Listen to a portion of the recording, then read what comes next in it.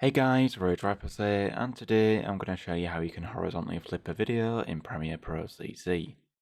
So on the timeline at the minute, I just have a simple video. Now to horizontally flip the video, all we're going to do is we're first going to click the Effects tab here, and then in the Effects tab in the search bar, we're then going to type Transform. And then under Distort, you should be able to see a Transform effect. So we're going to drag the Transform effect onto the clip in the timeline, and then we're going to click on the clip in the timeline, and then we're going to click Effects Controls.